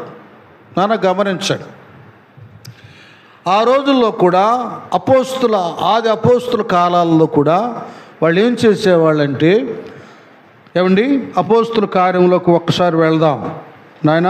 వాళ్ళు చేసేటటువంటి మంచి విషయాలు ఒకసారి మనం జ్ఞాపకం చేసుకుందాం. 4వ అధ్యాయంలో ఒక్క మాట చెప్పి నేను ముగిస్తాను. 33 నుంచి 36 వరకు. ఇదియు కాక అపోస్తలులు బహుబలముగా చూడండి, ప్రభు అయినటువంటి యేసు పునరుత్థానమును గురించి సాక్ష్యం ఇచ్చిరి. దైవ కృప అందరి యందు. అది వాళ్ళు కూడా అపోస్తలులు మా కళ్ళారు చూసాం, ప్రభువుతో మేమున్నాం, ఆయన మరణించి పునరుద్ధానుడై 3వ దినాన లేచాడని అద్భుత ఆశ్చర్య కార్యాలు చేస్తూ ఏమండి దేవుని ఉన్నతమైన కృప ఆవరించున్నది. తర్వాత భూములైనను ఇండ్లైనను కలిగిన వారందరూ వాటిని అమ్మిన వాటి వెల తెచ్చి అపోస్తలుల పాదముల యొద్ద పట్టుచూ వచ్చిరి. వారు ప్రతివానికి వాని అక్కర కొలది పంచిపెట్టిరి గనుక వారిలో ఎవనికిని చూసారు ఎలా ఉండి ఎవనికిని కొదువ లేక పోయెను. ఒక్క నిమిషం నాన్న, ఇక్కడ మనం చూద్దాం. ఒకసారి నా వైపు చూడండి. యేసుప్రభు వారు చనిపోయి తిరిగి లేచిన తర్వాత శిష్యు బృందానికి కనబడ్డాడు. వాళ్ళతో మాట్లాడినాక వాళ్ళు పరిశుద్ధాత్మను పొందుకున్న తర్వాత సేవ బహు గంభీరంగా విస్తరించింది. వాళ్ళకి రక్షణ విలువ తెలిసింది. పరలోకంలో ఉన్న సుఖశాంతులు వాళ్ళకి అర్థమైపోయింది, అదే శాశ్వతం అని. ఇక వాళ్ళు ఏం చేశారు, రక్షణ పొందుకున్న వాళ్ళందరూ ప్రార్థనలు చేయడం మాత్రమే కాకుండా వాళ్ళు తమకున్న చరస్థిర ఆస్తులను అమ్మేసుకున్నారు. అమ్మేసి అపోస్తుల దగ్గర పెట్టారు. అపోస్తుల దగ్గర పెడుతుంటే వీళ్ళు ఏం చేశారంటే విధవరాళ్లకు, పేదలకు, అలాగే కుటుంబాల్లో ఆర్థిక సమస్యలుండి కదా గడవనటువంటి వాళ్లకు అందరికీ పనిచేశారు. అంతకుముందు ఎక్కడ అనాథ హాస్టల్ లేవు, ఏమీ లేవు. మీరు 6వ అధ్యాయం చదువుకోండి, విధవరాళ్ళ గురించి అక్కడ ఉంటుంది. విధవరాళ్ళకు ఆశ్రయాలను కల్పించడం, వారికి భోజనాలు ఏర్పాటు చేయటం, వాళ్ళ అవసరాలు తీర్చడం, అవన్నీ జరుగుతూ ఉన్నాయి. ఆ తర్వాత సంఘంలో మనం అందరం ఉన్నాం. పనికి వెళ్ళినా కూడా ఒక్కోసారి సరిపోవడం లేదు, ఒక్కోసారి కొన్నిటికి అయిపోతున్నాయి, అప్పులకి అయిపోతున్నాయి, కానీ తినటానికి కూడా లేని పరిస్థితి. అప్పుడు అందరి మధ్యలో పరిశుద్ధాత్మలు సంచరించేవాళ్ళు కనుక వీళ్ళు నోరు తెరిచి అన్న పేతురన్న నాకు గడవట్లేదన్న కష్టంగా ఉందని అనేవాళ్ళు కాదు. వీళ్ళకి పరిశుద్ధాత్ముడే ప్రేరణ పుట్టించేవాడు. తెలియకుండానే అన్న మరి సురేష్ అన్న విషయంలో ఇది కొదువుగా ఉందని ఇచ్చేవాళ్ళు. అన్న రండి అన్న ఏంటే ఇది తీసుకో, ఇదేంటన్న దేవుడు ప్రభువు ఉన్నాడన్న. వాళ్ళ అక్కర్ల కొలది పంచి పెట్టేవాళ్ళు. ఎవరు కూడా ఎలాగుండాలంటే అప్పుడు ఎవరు కూడా చూడండి, ఎవరు కూడా కొదువ. అది దాన్ని వినండి, చాలా ప్రాముఖ్యమైనటువంటి విషయం ఇది. ఎవరు కొదిలేదు. ఏమైందంటే కమ్యూనిజం అనేటటువంటిది ఎట్లా ఏర్పడిందంటే ఇది చదివాడు Karl Marx, Friedrich Engels. Karl Marx అనే ఆయన సామాన్య కుటుంబానికి చెందినవాడు. ఫ్రెడరిక్ ఏంజెల్స్ శ్రీమంతుని కుమారుడు. వీళ్ళిద్దరు మనసులు కలిసినాయి. ధనవంతుడైన ఇంకా ధనం సంపాదించుకోవాలనే వాంఛ లేదు, పేదల మీద దయబుచ్చింది. ఇతనికేమో అందరికి సమానత్వం కలిగి ఉండాలి, పేదవాడు ఉండకూడదు, దరిద్రుడు ఉండకూడదు, ఆకలి బాధలు ఉండకూడదు అని కార్ల్ మార్క్స్ సిద్ధాంతం. అందరూ సమానంగా ఉండాలి. వీళ్ళిద్దరి మనసులు కలిసినాయండి. ఇక ఇలాగే ఆలోచిస్తున్నారు. ఈ అపోస్తుల కార్యం 2వ అధ్యాయం 4వ అధ్యాయం చదివారు. ఫెడరిక్ మార్క్స్ సెడ్, నాకు బైబిల్లో అపోస్తుల కాలంలో జరిగిన సంభవాలు నా మైండ్లో పడ్డాయి. మాట్లాడగాక అందరూ చరస్థిర ఆస్తులు నమ్మి, అసలు లీడర్స్ పాదాల దగ్గర పెట్టేశారు. వాళ్ళు చాలా జ్ఞానంగా దయా హృదయంతో మంచి మనసు గలవారు అందరికీ పంచిపెట్టేశారు. అప్పుడు ఏమైనా ఉందాం అక్కడ? ఎవరికి ఏం లేదంట. అది కమ్యూనిజం అంటే. సమిష్టిగా ఉండారు, కుదువు లేకుండా ఉండారు. ఒక్కరి కొరకు అందరి కొరకు ఒక్కడు అన్నట్లుగా ఉండారు అన్నమాట. ఇక్కడి నుంచి స్టార్ట్ అయింది కమ్యూనిజం. ఇది మైండ్లో పెట్టుకున్నారు వాళ్ళు. ఈ కమ్యూనిజాన్ని ఆరంభించారు. అయితే వచ్చిన తెప్పలు ఒకటే, వాళ్ళు దేవుడికి మాత్రం దూరంగా ఉంటారు. అదొక్కటి ఏమైందంటే కొంతకాలానికి కమ్యూనిజం కూడా చిన్న భిన్నం అయిపోయింది. వాళ్ళు దేవుని యందు విశ్వాసం ఉంచినట్లయితే ఆ లెక్కలు వేరే ఉండేవి. కమ్యూనిజం అనేటటువంటిది అపోస్తుల కార్యం 2-4 అధ్యాయాలు చదివే కార్ల్ మార్క్స్, ఫ్రెడరిక్ ఏంజెల్స్ దాని నిర్మాణం చేశారు. ఇది నీకెంట తెలిసే నన్ను అంటారేమో. నేను ఏసీ కాలేజీలో ఇంటర్మీడియట్ వరకు చదివాను. నాది Telugu medium HEC. Civics marks lecturer ఉన్నాడు డానియల్ గారు అని, ఆయన చెప్పుకొచ్చాడు. ఆయన లెక్చరర్ మాత్రమే కాదు, మన విజయరత్నం గారి లాగా ఆయన స్పీకర్. చాలా సభల్లో వాక్యం మాట్లాడతాడు. రక్షణ పొందుకొని దైవ సేవలో ఉన్న ఆయన వ్యక్తి ఆయన. ఇలాగ ఉన్నాయి. చాలా శ్రేష్టమైన గ్రంథం మీ చేతికి వచ్చింది, దాన్ని మీరు సద్వినియోగపరుచుకోండి. ఈ ప్రేరేపణ ఇంకొక ఆయనకు వచ్చింది. ఒక్కటో చదివి నేను ముగిస్తున్నాను. ఆయన కిందే చదువు. అదే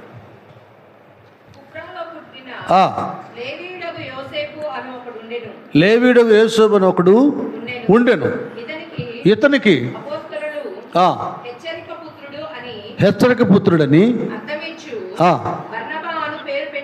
బర్నబా అని పేరు పెట్టి ఉండిరి. ఇతడు చూసారా, ఒక భక్తుడు అక్కడికి వచ్చాడు, భూమి గలవాడై ఉండి దానిని అమ్మి దాని వెల తెచ్చి అది అపోస్తలుల పాదాల దగ్గర పెట్టేసి. ఏమండి, కొద్దిగా వినండి. ఈరోజు మనం ఇస్తామన్న వాళ్ళు కూడా ఎగ్గొట్టిన వాళ్ళు ఎంతమంది ఉన్నారు సంఘాలు ఎంతమంది ఉన్నారు? సునాయాసంగా ఎగ్గొట్టేది ఏంటంటే మురుక్కుబడే అనుకున్న కానుకే. అప్పుల వాళ్ళు తాడతెత్తారుగా, ఏలంపాటు వేస్తారుగా బ్యాంకు వాళ్ళకి ఇచ్చేస్తారు. వాళ్ళకి భయపడతారు. కానీ ఇప్పుడు దేవుడికి ఎవరు భయపడలే. నాకు ఇయ్యలేదు అని ఆయన పూనకాన్ని తెచ్చేవాడు కాదు. మన మనస్సాక్షికే వదిలిపెట్టాడు. నువ్వు ఇయ్యలేదని నీకు నష్టపరచడండి ఆ ప్రసంగం అసలు నేను చేయను. నువ్వు ఇయ్యలేదని నష్టపరచడు, రాలేదని నష్టపరచడు. నీ మనస్సాక్షియే వదిలిపెట్టేవాడు. ఎవరైనా చెప్తే నమ్మొద్దు. నేను ఆయన ఇస్తానని ఇయ్యలేదు కనుక పోయినాయి అంటే అవి వద్దు. ఆ మాటలు మనకి వద్దు. ఎవరి మనస్సాక్షికి వాళ్ళే అది చూసుకొని ఫాలో అవ్వాలి. వీళ్ళు ఇలాగ చేయటాన్ని బట్టి జరిగింది ఏంటంటే అప్పుడు పేదరికం నిర్మూలన అయింది. అందరు సమానత్వం కలిగి ఉన్నారు. అంత మాత్రమే కాకుండా గ్రీకులు, రోమీలు, సమరీయులు వీళ్ళ మధ్యలో సువార్త ప్రకటించబడింది. ఈ ధనము ద్వారా అనేక ప్రదేశాల్లో సువార్త ప్రకటించబడగా వేల మంది రక్షణ పొందుకొని సంఘములో చేర్చబడ్డారు. అలాగే మీరు ఇచ్చే ప్రతి రూపాయికి, ప్రతి కానుక, ప్రతి దశమ భాగం ముందు దైవ సేవకుల ఉద్దేశం, ఆలోచన ఏమిటంటే వాక్యం వినిపించాలి, అనేక ప్రదేశాలకు వెళ్ళి సువార్త ప్రకటన చేయాలి, లైటింగ్, సౌండ్ సిస్టమ్, దానికి కావలసిన ఏర్పాట్లు, వచ్చిన వారికి భోజన వసతులు, వాళ్ళకి ఇటు ఆత్మీయంగా లోటు లేకుండా చేయాలి, ఇటు ఆకలితో వాళ్ళు వెళ్ళకూడదు. వాళ్ళని అన్ని విధాలుగా వాళ్ళు నిలబెట్టి దేవుని సువార్త వాళ్ళకు ప్రకటించి వాళ్ళని రక్షణలోకి నడిపించి మనం ఎలాగ ఆనందంగా ఉన్నాం ఆత్మీయతలో వారు అలాగ ఉండాలని ఎక్కడ ఏ సేవకుడు, సేవకురాలు, ఏ మినిస్ట్రీ అయినా కూడా వాళ్ళ స్తోమతను బట్టి సభలు కూటాలు వాళ్ళు ఏర్పాటు చేస్తున్నారు. యేసయ్య కూడా అన్నాడు, అరే బాబు, మీరు అన్యాయపు సిరి వలన స్నేహితులను సంపాదించుకోండి, ఆ స్త్రీ ఈ లోకంలో నాశనం అయిపోద్ది. నువ్వు అదే దేవుని కొరకు స్వార్థ కొరకు ఉపయోగిస్తే 4 ఆత్మలు రక్షించబడతాయి. నానా ఎవరైనా సరే, కోట్ల కొలది స్థలాలు కొన్న వాళ్ళైనా, మహా సభలు పెట్టిస్తున్న వాళ్ళైనా, ఎవరైనా సరే వాళ్ళకి ఇచ్చిన ధనాన్ని వాళ్ళు దేవుని సేవ కొరకే సద్వినియోగపరుస్తున్నారు. కొందరు మతోన్మాదులు అంత సంపాదించాడు, ఈడంత సంపాదించాడు, అవన్నీ వాళ్ళకి ఎందుకు? వాళ్ళ సంపాదన మనం కౌంట్ వేస్తున్నామా? వాళ్ళ ఆస్తులు మనం కౌంట్ వేస్తున్నామా? వీళ్ళ దేయటానికి వాళ్ళెవరు? ఇంకేయాలంటే వాళ్ళు ఉన్నారు, పై ఆఫీసర్లు ఉన్నారు, వాళ్ళు చూసుకుంటారు, వాళ్ళు తెలియదేంటి. కాబట్టి ఏం కాదు, మన సంఘాలు అభివృద్ధి చెందాలంటే మనం కూడా మనకు ముందు అభివృద్ధి చెందుతున్నటువంటి మినిస్ట్రీస్ వల్లే మన మినిస్ట్రీ కూడా అభివృద్ధి చెందాలంటే ముందు మన హృదయాన్ని దేవునికి అర్పణగా చేయాలి. రెండవది, మనం అర్పించినటువంటి మన కానుకలు, మొక్కుబళ్ళు, కృతజ్ఞతార్పణలు దేవునికి అర్పించాలి. అర్పించడం వలన దేవుని సేవ జరుగుతుంది, సమస్యలు తీరుతాయి, మన సంఘం అభివృద్ధి చెందుతుంది, దేవుడు కూడా మందిర సరిహద్దుల విషయాల పరుస్తాడు, క్రొత్త ఆత్మల సంఘంలో చేర్చబడతాయి. ఇది ప్రయాస. మేము మొన్న 17, 18 2 చింతలు అనే ప్రాంతానికి వెళ్ళి 2 ఏరియాల్లో, ఒకటి అసలు ఏసంటే తెలియనటువంటి అన్యుల మధ్యలో, రెండవది నామకార్థ క్రైస్తవుల మధ్యలో పెట్టేవాడు సభలు. మొత్తం 15,000 ఖర్చు అయినాయి. సొంతగా తీసుకెళ్ళి పెట్టేసాం. దేవుడు అద్భుత రీతిగా మంచి కథలకని అక్కడ కలుగా చేశాడు. డబ్బుల మీద మాకు దృష్టి పోవాలి, అయ్యో ఇంత అయిపోయినాయని. 4 వాక్యం విని తృప్తిపరచబడ్డాడు. మళ్ళీ ఇంకోసారి వెళ్ళాలని ఆలోచన కలిగి ఉన్నా. మన డ్యూటీ ఏంటంటే కొందరినైనను రక్షించి దేవుని రాజ్యం కొరకు, రాకడ కొరకు సిద్ధపడాలి. అందులో ప్రతి విశ్వాసి షేర్ కావాలి, ప్రతి విశ్వాసి సపోర్ట్ కావాలి. మీ ప్రార్థన ప్రేయర్ సపోర్ట్ కావాలి, మీ ఎకనామికల్ సపోర్టు కావాలి, మీరు పరిచర్య సపోర్టు కావాలి. ఇవన్నీ ఉన్నప్పుడు మన మినిస్ట్రీ ఉన్నతంగా ఉంటుంది. మీరు ఈ చిన్న మాట చెప్తా, వాస్తవ విషయం. ఈనాడు మరి హోసన్ మినిస్ట్రీ ఇంత ఉన్నతంగా ఉంటాను కారణం, నేను మందిరాల్లో నుంచి అక్కడికి వెళ్ళే వాళ్ళని అంటున్నాను, కానీ ఆ మినిస్ట్రీలో ఎవరు నేను అన్నాం. వాళ్ళు వెళ్ళిన తర్వాత నేర్చుకోవట్లా. అక్కడ అబ్రహాం గారు కానీ, జాన్ వెస్లీ గారు కానీ, యేసన్న గారు శారదా కాలనీలో కాలువ పక్కన మందిరం ఉన్నప్పుడు వాళ్ళు ఉన్నారు. కొంతమంది వాళ్ళతో సేవ చేసిన వాళ్ళు వెళ్ళిపోయారు. నాకు తెలిసిన వాళ్ళు కూడా చాలామంది ఉన్నారు. నమ్మకంగా ఉంది వాళ్ళే కనుక అయ్యగారు వెళ్ళిపోయిన తర్వాత అధికారం, ఆధిపత్యం అంతా వాళ్ళ సొంతం అయ్యింది. అలాగే వెళ్ళే వాళ్ళకి నేనేం చెబుతున్నానంటే, మందిరాలు విడిచిపెట్టి అలాంటి మందిరాలకు వెళ్ళే వాళ్ళని చూసి నేర్చుకోండి. జాన్ వెస్లీ గారిని చూసి, అబ్రహాం గారిని చూసి నేర్చుకోండి. వాళ్ళు నమ్మకంగా ఉన్నారు కనుకనే దేవుడు ఆ మినిస్ట్రీలో ఉన్నతమైన స్థానం ఇచ్చాడు. నిజంగా వాళ్ళని చూసి నేర్చుకోండి, మళ్ళీ వాళ్ళ మందిరాలకు వాళ్ళు వస్తారు. అది నేను చెప్పేది. వాళ్ళు నమ్మకంగా ఉన్నారు కాబట్టి ఆ స్థానం పొందుకున్నారు. మీరు కూడా మీ సంఘాల్లో నమ్మకంగా ఉంటే ఉన్నతమైన స్థితిని, స్థానాన్ని ఇస్తారు. ఏదో అడ్డులు, ఆటంకాలు, ఏదో మధ్యలో సాకులు పెట్టుకొని మందిరాన్ని విడిచిపెట్టేవాళ్ళు భ్రష్టులే కానీ ఆశీర్వాదపు వ్యక్తులు కారు. పరిచర్య చాలా ఉన్నతమైందండి. మాది రేకులిల్లని కండి. పేరెంట్స్ బిడ్డలు లేక పేరెంట్స్ని బిడ్డలు వదిలిపెట్టి వెళ్ళిపోతారా? ఏంది రేకుల ఇంట్లో మాకు ఏసీ లేకుండా అని వెళ్తారండి? చిన్నదైనా పెద్దదైనా నా ఇల్లు అని ఉంటారు. ఏంది వాళ్ళ ఇంట్లో ఎప్పుడు మటన్ బిర్యానీ, చికెన్ బిర్యానీ అంట, మా డాడీ ఏంటి ఎప్పుడు పప్పు అప్పడాలు అని వదిలిపెడతారా? కనుక మన సంఘం అది చిన్నదైనా పెద్దదైనా ఎవడైనా వెళ్ళినోడు ఉంటే వాళ్ళని ఫాలో కాకండి. వాళ్ళు భ్రష్టులు అని అర్థం. వాళ్ళు మనస్సాక్షి, కృతజ్ఞత లేనివారని అర్థం. వాళ్ళు ఎక్కడికి వెళ్ళినా కూడా అక్కడ వాళ్ళని చూసి నేర్చుకోవాలి. అసలు నేర్చుకుంటే వాళ్ళు తిరిగి మళ్ళీ మందిరాలకి వస్తారు. ఇది నాకు తెలిసినటువంటి వాస్తవం వాక్యాధారంగా. కాబట్టి మీరు మన హృదయాల అర్పణ చేద్దాం. అలాగే మనకున్నటువంటి స్తోమతను బట్టి మనం దేవుని కొరకు సహాయం చేద్దాం. అలాంటి మంచి మనసును దేవుడు మనందరికీ అనుగ్రహించి తన సన్నిధిలో మనల్ని వర్ధిల్లింప చేయునుగాక.